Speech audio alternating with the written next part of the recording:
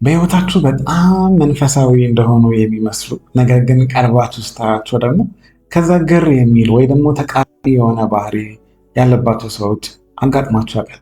በአማርኛ ቃል በቃል ይህንን መንፈሳዊ ኩራት እንለዋለን፣ ወይ ደግሞ ሞደርን ሳይኮሎጂ እንደሚለው ሪሊጂየስ ናርሲሲዝም ይለዋል። በጣም አደገኛ የሆነ የኢጎ አይነት ነው። ምክንያቱም ከእግዚአብሔርና ከመንፈሳዊ ጀርባ ስለሚደበቅ ነገሩን በጉልህ አጥርቶ ለማየትና ለማወቅ በጣም አስቸጋሪ ሊሆን ይችላል። በመጀመሪያ ደረጃ ምንድን ነው መንፈሳዊ ኩራት የሚለውን ሀሳብ ስንመለከት ምናልባትም በሌላ አቅጣጫ ብንመለከት ኩራትን ለይተን የምናውቅበት ቀላል የሆነ መንገድ አለ። አንድ ሰው ባለው ቁሳቁስ ነገሮች፣ በመኪና፣ በሰዓት ወይ ደግሞ በሚኖርበት ቤት አሊያም በሚሰራው ስራ የሚኮራ ከሆነ ያን ነገር ለመለየት በጣም ቀላል ነው። ነገር ግን በመንፈሳዊ ነገር የሚኮራ ከሆነስ ይሄ በጣም አደገኛ ነው። ለመለየትም እጅግ ረቂቅና አስቸጋሪ ነው። በመሰረቱ የሚጀምረው ከስሜት ነው። ራስን ከሌላ ሰው የተሻለ አድርጎ በማሰብ በምክንያት ካለን ምናልባት ስለምንጾምና ስለምንጸልይ አሊያም ደግሞ የእግዚአብሔር ቃል ጠለቅ ያለ እውቀት ስላለን የእግዚአብሔር ጸጋ በሙላት ተገልጦ በምናገለግለው አገልግሎት መልካም የሆኑ ፍሬዎች ማፍራት ስንጀምር በመንፈስ ቅዱስ አማካኝነት ከህይወታችን እንዲወገዱ ካላደረግን በስተቀር እያደገ ወደ መንፈሳዊ ኩራት ወይ ደግሞ ሪሊጂየስ ናርሲሲዝም ውስጥ እንደምንገባ እንመለከታለን። ሳይኮሎጂ እንግዲህ ሰልፍ ወርሺፕ ወይ ደግሞ ራስን አምላኪነት ይለዋል። ይሄ የዚህ አይነት ኢጎ ምን አይነት ነው? ልክ የምናመልከው አምልኮ ወይ ደግሞ ያለን እምነት እኛ የምናመልከው ሳይሆን እኛ የምንታይበት አድርገን መቁጠር ማለት ነው። በሰዎች ፊት ከሌሎች ሰዎች የተሻለ መሆንን የምናሳይበት የመድረክ አጋጣሚ አድርገን ማሰብ መጀመር ማለት ነው። ይሄ በጣም አደገኛ ነው። እንደዚህ አይነት ባህሪ እንዳለብን የምናውቅባቸው 3 ቀላል የሆኑ መንገዶች አሉ። የመጀመሪያው ነጥብ የሚሆነው እውነትን እንደ ማሳያ አድርገን እንጠቀማለን ወይ የሚለው ነጥብ ነው። ምን ማለት ነው? ሰዎችን ለመርዳት በምናስብበት ሰዓት ወይ ደግሞ ባለን እውቀት በመንፈሳዊ እውቀታችን በመጽሐፍ ቅዱስ ከእግዚአብሔር ቃል ያየናቸው ነጥቦች ተመርኩዘን ሰዎችን ለመምከር በምንሄድበት ሰዓት ራሳችን ከነዛ ሰዎች የተሻለን አድርገን እናስባለን ወይ የሚለው በጣም ወሳኝና የመጀመሪያ ነጥብ ነው። በሌላ አነጋገር ምንድን ነው? እነዛን ሰዎች ከማረም በቅንነት ወደ ቀና መንገድ እንዲገቡ ጥልቅ ከሆነ ረሃብና ፍላጎት የመነጨ ሳይሆን ሰዎችን ለመፍረድ በዛ ፍርድ ውስጥ ደግሞ ያ ሰው የሚያደርገውን ነገር እኔ አላደርገውም፣ ስለዚህ ከዛ ሰው እኔ የተሻልኩ ነኝ የሚል አይነት ሀሳብ ልብ ውስጥ ይፈጥራልና በዚህ አይነት መንገድ ተጉዘን እውነትን እንደ መሳሪያ የምንጠቀም ከሆነ በዚህ ሪሊጂየስ ናርሲሲዝም ውስጥ እንዳለን የሚጠቁም የሚያሳይ አንድ ነጥብ እንደሆነ እንመለከታለን። ሌላ ሁለተኛው ደግሞ እኔ የተመረጥኩ ነኝ አይነት ምኞት፣ እንደዚህ አይነት ሀሳቦችን በልብ ውስጥ ማሰብ።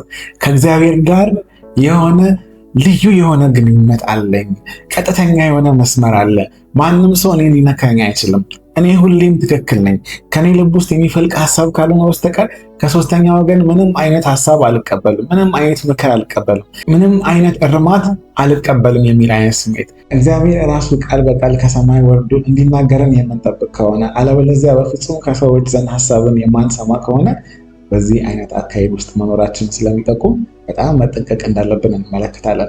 ሌላኛው ደግሞ ሶስተኛውና ወሳኙ ነጥብ የሚሆነው መንፈሳዊ ህይወታችንን ለሰዎች ታይታ ለማድረግ ጥረትን ማድረግ፣ ቅድስናችንን የምናደርጋቸው ልምምዶቻችንን ሰዎች እንዲያዩልን ማድረግ። መጽሐፍ ቅዱስ ላይ ክርስቶስ የሚናገረው ሀሳብ አለ። እናንተ ግብዞች ፈሪሳውያንና የህግ መምህራን እያለ ይናገራል እና ግብዝ የሆነ ሃይማኖተኝነት ይሄ በጣም አደገኛ የሆነ አካሄድ እንደሆነ እንመለከታለን። በእርግጥ የምናደርጋቸው ነገሮች ሰዎች እንዳዩን እርግጠኛ ለመሆን ወይ በሰዎች አይን ውስጥ ለመግባት የምናደርጋቸው ከሆነ የምናደርጋቸው ጥረቶች፣ ለጌታ ቤት የምንሰራቸው ስራዎች፣ በማንኛውም ሁኔታ የምንፈጽማቸው ልምምዶቻችን፣ መንፈሳዊ ልምምዶቻችን በእርግጥም ሰዎች እያዩን እንደሆነ እርግጠኛ ለመሆን ሰዎች ባሉበት ሰዓት እንደኛ የሚሰራ የለም። ነገር ግን ሰዎች በማይኖሩበት ሰዓት በጣም ቸልተኞችና ለነዛ ነገሮች ቦታ የማንሰጥ ከሆነ የምንለፋው ልፋት፣ የምንደክመው ድካም፣ ለጌታ ቤት የምናደርጋቸው ነገሮች በሙሉ በእርግጥም ሰዎች እያዩልን እንደሆነ ወይ ደግሞ ሰዎች እንዲያዩልን የምናደርግ ከሆነ እግዚአብሔርን የተከተልን ሳይሆን ወይም እግዚአብሔርን እየፈለግን ሳይሆን እየፈለግን ያለነው ታዳሚንና አድናቆትን ነው ማለት ነው። ስለዚህ ይሄ አካሄድ በዛ አይነት ልምምድ ውስጥ እንዳለን የሚያሳይበት መንገድ እንደሆነ እንመለከታለን ማለት ነው። ሌላኛው ደግሞ በጣም አደገኛ የሆነበት አካሄድ እንደዚህ አይነት ልምምድ ውስጥ ካለን ወይ እንዲህ አይነት ባህሪ ካዳበርን ለመታከም እንኳን አስቸጋሪ ነው የሚሆነው። ምክንያቱም በገንዘቡ ባለው ምድራዊ ነገር የሚኮራ ሰው አንድ ትሑት ሰው በቀላሉ ሊያውቅበት ይችላል። ነገር ግን በቅድስና ውስጥ የተደበቀ ኩራት ለማየትና ከዛ እስራት ውስጥ ከዛ ሰንሰለት ውስጥ ወጥቶ እውነትን ተከትሎ ከዛ መንገድ ለመውጣት በጣም አስቸጋሪ ነው። ምክንያቱም በማንኛውም ሁኔታዎች ውስጥ እይታዎቻችን ወደኛ ስለማይሆን ማለት ነው። ሁሌም ሰዎችን ነው የምንመለከተው። እኛ ፐርፌክት ነን፣ እኛ ምንም እንከን የለብንም። ግን የሰዎች አይን ውስጥ ክርስቶስ እንደተናገረው በሰዎች አይን ውስጥ ያለውን ጉድፍ ለምን ትመለከታለህ? አስቀድመህ አንተ አይን ውስጥ ያለውን ግንድ አውጣ፣ ከዛ በኋላ ደግሞ በሰው አይን ውስጥ ያለውን ጉድፍ የበለጠ አጥርተህ ታያለህ ብሎ የተናገረው አይነት ሀሳብ ማለት ነው። እውነተኛ መንፈሳዊ እኛን የበለጠ ዝቅ የሚያደርገን እንጂ ትልቅ የሚያደርገን አይደለም።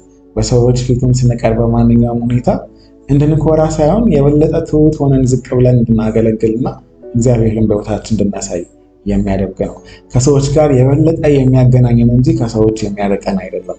የሆነ አባባል አለ፣ አንድ ዛፍ ብዙ ፍሬ ባፈራ ቁጥር ያ ፍሬው ስለሚከብደው ዝቅ ማለቱ አይቀርም ወይ ደግሞ ዝቅ ያደርገዋል የሚል ሀሳብ አለ እና እንደዛ ነው በመንፈሳዊ ሕይወታችን በእርግጥም ከእግዚአብሔር ጋር የተገናኘን ቁጥር በሕይወታችን እሱን እየመሰለን ክርስቶስን በመሰለን ቁጥር ዝቅ አለማለት የበለጠ በሕይወታችን ትሑት የሆነ ባህሪያችን ከቀን ወደ ቀን የተቀየረ በዛ መንገድ እየታረምን እንደምንሄድ እንመለከታለን። ስለዚህ እንደዚህ አይነት ባህሪ ካለብን ምን እናድርግ የሚለው የመጀመሪያው ልባችን እንፈትሽ። ምንም አይነት ሽንገላ አያስፈልግም። በእግዚአብሔር ፊት ቀርበን በፍቅር እያደግኩኝ ነው ወይስ በተቃራኒ በመንፈሳዊ ኩራት እያደግኩኝ ነው? ምክንያቱም እውነተኛ እድገት ሁሌም ቢሆን ትህትናን የሚያስከትል እንጂ እኔ አወቃለሁ በሚል አይነት ራስን ከሰዎች አሉ አድርጎ በማሰብ እና አዋቂ ነኝ በማለት ትዕቢትን በማዳበር የሚመጣ ነገር የለም እና እንደዚህ አይነት ካለብን ከላይ ጠቀስናቸው ነገሮች በእኛ ህይወት ውስጥ የሚታዩ ከሆነ እነዛ ነገሮች በጌታ ፊት አስቀምጠን ጌታ ከኛ እንዲቆርጠው እንደሚያስፈልግ እንመለከታለን። ምክንያቱም ሳናስተውለው ካደገ በውስጣችን ከሰረጸ በጣም አደገኛ በሆነ አይነት አካሄድ የምንሄደው ማለት ነው። ምክንያቱም ክርስቶስ ቃል በቃል እንደዚህ አይነት ባህሪ ያለባቸው እናንተ የተለሰናችሁ መቃብር ናችሁ እያለ ሲገስጻቸው እንመለከታለን። ምክንያቱም ምንም አይነት እርማት የማይቀበል ሰውና እኔ ብቻ ሁሌም ትክክል ነኝ ያለ የሚጓዝ ሰው መንፈስ ቅዱስ እንኳን ሲናገረው አይሰማም። ምክንያቱም ልቡን ለማንኛውም አይነት እርማት ስለዘጋ ማለት ነው። ስለዚህ ሪሊጂየስ ናርሲሲዝም በአጠቃላይ ይሄን ይመስላል። እንደዚህ አይነት አዝማሚያ በህይወታችን ካለ ዛሬ ንስሐ በመግባት በጌታ መቅረብ መታደስ ያስፈልጋል፣ እኔንም ጨምሮ ማለት ነው። አመሰግናለሁ። መልካም ጊዜ